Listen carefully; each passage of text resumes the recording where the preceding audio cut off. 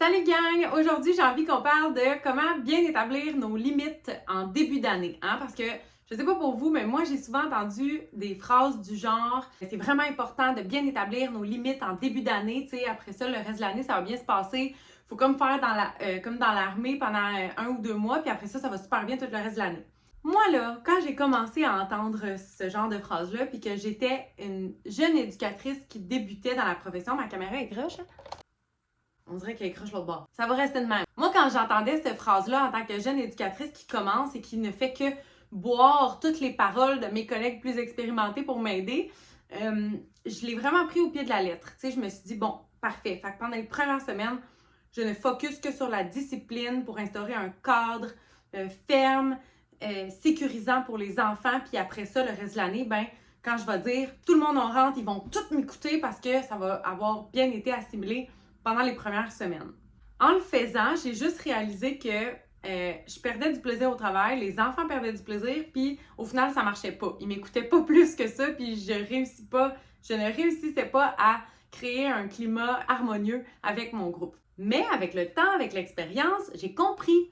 Et ce que j'ai compris, c'est que le concept de bien établir nos limites avec notre groupe en début d'année, c'est bon, mais il manque un élément comme vraiment important que je pense que quand les éducatrices expérimentées donnent ce conseil-là, dans leur tête, c'est évident. Mais pour une jeune éducatrice qui commence, qui ne sait pas trop, c'est pas évident. On prend tout au pied de la lettre puis on fait de notre mieux. Oui, il faut établir nos limites, mais il faut aussi savoir comment les faire respecter de façon positive. Fait que c'est vraiment de ça que je vais parler dans la vidéo. Première partie, comment bien établir des limites claires. Là, on va commencer par ça. Puis après ça, comment bien les faire respecter. Donc, premièrement, pour établir des limites claires, ben, on ne réinventera pas la roue. C'est toujours bien important de bâtir nos règles de vie selon la règle des 5 C. Si tu ne connais pas la règle des 5 C, ben, c'est de trouver des règles de vie qui sont premièrement claires, donc pas beaucoup de mots, concis, parce que les enfants, s'il y a trop de mots, ils se perdent là-dedans.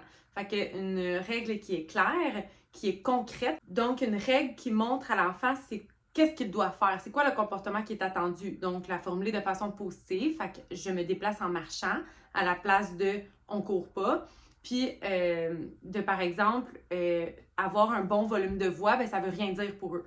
Fait que si on veut une règle concrète, ben, ça serait on utilise une voix de souris, ou une petite voix, peu importe. Mais il faut que ça soit concret. Une règle qui est constante, donc qui ne change pas selon ton humeur. Je sais, c'est bien difficile. C'est normal qu'il y ait des petites variations, on est des humains, mais le moins possible, on essaie que ça reste tout le temps pareil.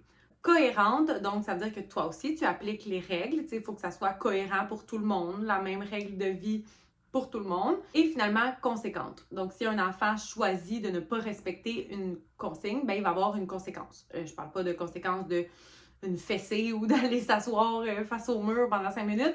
Il y a une conséquence naturelle, là, dans le fond, que si vous êtes éducatrice et que vous écoutez cette vidéo-là, tu le sais de quoi je parle. Fait qu'une conséquence naturelle.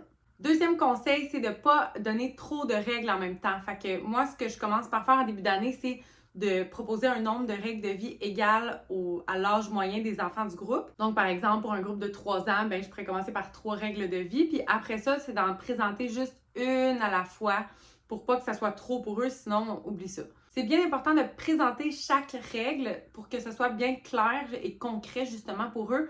Je vais la présenter soit avec une histoire ou avec une histoire de toutou, de marionnette, peu importe, comme une mise en scène pour leur montrer vraiment c'est quoi, qu'est-ce que ça veut dire de respecter cette règle de vie-là. Fait que de bien la présenter. Mon conseil numéro 4 serait d'offrir un support visuel parce que ça aide toujours les enfants de pouvoir voir les règles de façon imagée.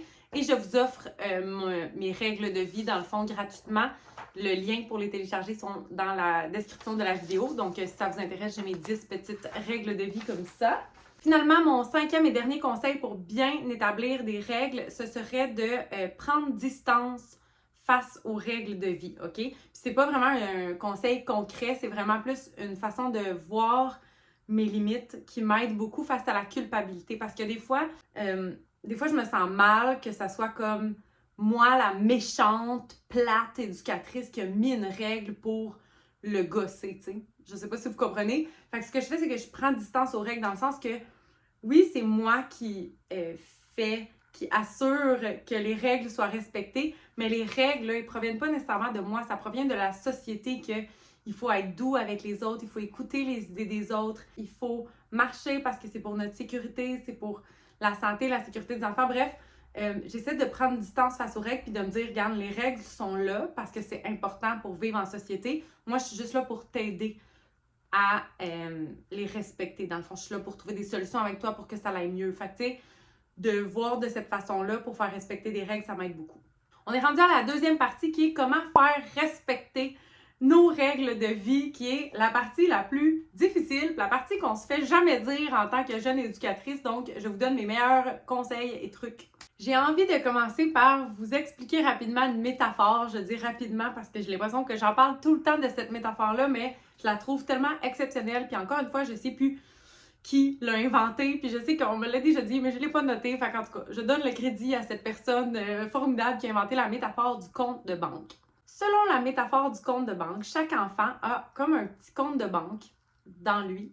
Puis chaque demande qu'on lui fait chaque consigne qu'on lui donne, ben, c'est un retrait dans son compte de banque. Fait que ce qui arrive, c'est que quand on retire à tous les jours, ben, à un moment donné, il n'y aura plus rien dans son compte. Donc même s'il veut, il ne peut plus rien nous donner. Fait que ce qu'on veut faire, ben, c'est de faire des dépôts.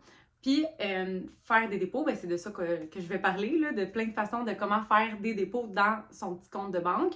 Puis, au-delà de faire des dépôts puis des retraits, ce que je dis souvent, moi, c'est que c'est important, dans le fond, ce qu'on veut, c'est que l'enfant se sente assez sécure dans son compte de banque parce qu'on lui fait des dépôts à tous les jours. Il y a comme un revenu stable dans son compte. Il sait, moi, je m'en vais au CPE, à la garderie, puis mon éducatrice, ben, elle me fait des dépôts tout le temps, là, fait que si elle veut faire des retraits comme c'est correct, je me sens assez prospère pour laisser de l'argent partir. Fait que bref, on va essayer de faire des dépôts dans son compte, puis je vais vous donner, c'est ça, mes trucs pour faire des dépôts et aussi pour adoucir les retraits. Fait que faire en sorte que ce soit comme des plus petits retraits puis que ça fasse moins mal à son compte. Pour faire des dépôts, ben c'est pas bien compliqué. Avoir des beaux moments de qualité avec eux. Moi, je suis vraiment pas le genre d'éducatrice qui aime jouer avec les enfants. Il y a des éducatrices ou des éducateurs qui aiment ça. Pour vrai, tant mieux pour vous, tant mieux pour les enfants. Les enfants aiment tellement quand on prend le temps de jouer avec eux puis de s'intéresser à ce qu'ils font. J'ai réalisé, j'ai observé en fait en le faisant de plus en plus à quel point il y avait un certain respect mutuel qui s'instaurait entre l'enfant et moi parce que justement, ben, on a du plaisir ensemble, on s'aime, fait que tu sais, on se respecte un petit peu plus. Fait que de prendre du temps avec l'enfant, puis deuxième chose, de s'intéresser à lui. Fait que de prendre le temps de l'écouter, de regarder c'est quoi, qu'est-ce que t'aimes, qu'est-ce que tu veux faire, de se souvenir par exemple que je me souviens, tu m'avais dit ta couleur préférée c'était le rouge, hein, fait que je t'ai choisi un rouge. Tu sais, de prendre le temps de s'intéresser à lui, ça va vraiment lui faire des petits dépôts. Troisièmement, valoriser. La valorisation, n'importe quel geste que l'enfant fait, ne serait-ce que mettre un pied devant l'autre ou ouvrir le robinet pour aller laver ses mains, tous les gestes que l'enfant fait, c'est une bonne raison de le valoriser. L'enfant ne vit que pour avoir du plaisir, comme dans le premier truc, ou de l'attention. C'est leurs deux seules sources de bonheur. Ils veulent du plaisir et de l'attention. Fait que si tu leur donnes de l'attention sur tout ce qu'ils font dans leur journée, ben ça, c'est des dépôts gratuits, là. Puis là, tu piles dans son compte, puis après ça, tu vas pouvoir faire des retraits plus facilement. Offrir des responsabilités adaptées à chaque enfant. Les enfants aiment avoir du plaisir, aiment avoir de l'attention et aiment se sentir important et utile. Donc, des petites responsabilités spontanées. Ah, veux-tu laver la table? Veux-tu aller fermer la porte, s'il te plaît? Ah, qui aimerait aller ouvrir la lumière? N'importe quoi. N'importe quoi peut devenir une responsabilité, même si ça ne l'est pas en plus. Là. Tu peux inventer des responsabilités qui servent à rien dans le fond, mais que ça fait sentir l'enfant important. C'est un dépôt dans son compte. Faire preuve de patience avec un enfant aussi, ça va faire des beaux dépôts dans son compte. Je sais que c'est vraiment pas facile de contenir notre colère des fois ou de contenir nos émotions puis de rester calme même quand on aura envie de grogner. Mais faire preuve de patience avec un enfant, ça fait tellement un beau dépôt dans son compte de même si c'est pas correct qu'est-ce que j'ai fait, je m'attends à ce qu'elle me chicane, mais elle prend le temps de bien m'expliquer puis de m'accueillir. Donc ça, c'est pas mal les sources de dépôt. Ensuite de ça, pour adoucir les retraits.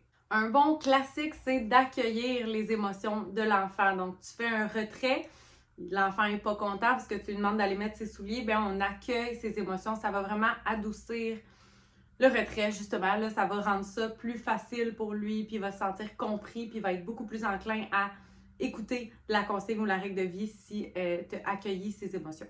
Deuxième truc, utiliser des tableaux de motivation ou des outils de motivation, peu importe. Moi, celui que j'aime bien, c'est de prendre un genre de petit pot maçon puis de donner des défis aux enfants. Donc, par exemple, notre défi pour le moment, ben, c'est de marcher pendant tel déplacement. Fait que là, quand le groupe a bien marché pendant un déplacement, ben, l'ami du jour ou peu importe, un enfant à la fois, là, va prendre un pompon puis le mettre dans le pot. Puis quand le pot est rempli, qu'on a rempli le pot en groupe ensemble, ben, il y a une petite journée pyjama ou quelque chose. Fait que ça, c'est toujours bien le fun.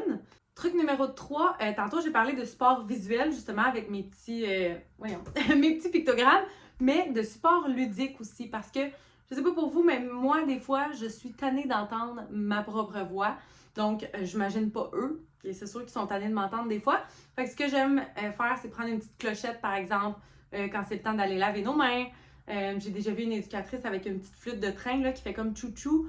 Quand c'est le temps de venir se mettre en train, utiliser une minuterie pour le temps de ranger les jeux. Fait que, utiliser plein de façons le fun comme ça pour que ce soit pas juste toi qui donne une consigne, puis c'est ça, ça va comme adoucir le retrait.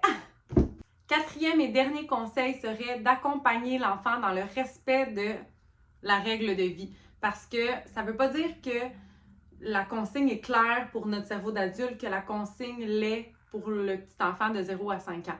Peut-être qu'il comprend, ok, parfait, faut que je marche, mais je sais pas comment, je sais pas comment gérer mon corps pour qu'il court pas. Tu sais, comme je suis pas capable, je sais pas comment faire. Fait que de l'accompagner, tu sais, à la place de tout de suite sauter sur, j'essaye de trouver un exemple. Tu demandes à ton groupe de venir te voir parce que vous êtes dehors, puis c'est l'heure de rentrer, puis l'enfant t'écoute pas, mais il sait qu'il doit arrêter de jouer puis s'en venir, mais il sait pas comment faire pour arrêter de jouer. Il a trop de plaisir, il sait pas comment faire. Fait qu'à la place des fois de sauter sur la colère puis être fâché puis être comme non, là, viens ici! Ben, d'aller le voir puis de dire là, c'est le temps d'arrêter de jouer. Est-ce que tu veux que je t'aide à arrêter de jouer? Tu sais, je vais te montrer, on va ranger tes choses. Peu importe, là. Des fois, c'est où tu te dis, ah, il sait, puis c'est niaiseux, qu'est-ce que tu dis, Priscilla, il sait comment arrêter de jouer puis ranger ses choses. Oui, il sait. Mais d'avoir de l'attention, puis un adulte qui vient t'accompagner, ça va lui faire plaisir. Puis peut-être qu'il va être plus enclin à venir avec toi pour rentrer. Fait que bref, c'était ça ma vidéo d'aujourd'hui. J'espère que c'est pas trop long, il me semble que ça fait longtemps que je parle. Mais de bien établir des limites au début de l'année, oui, c'est important, mais de pas juste penser à la discipline, puis de voir tout ce qui est autour de la discipline, c'est tout ce qui est autour qui est encore plus important. Fait que tout ce que tu donnes à l'enfant et non juste ce que tu veux lui imposer. Fait que bref, merci beaucoup d'avoir écouté ma vidéo. J'espère que ça a pu vous aider. Puis on se revoit dans la prochaine vidéo.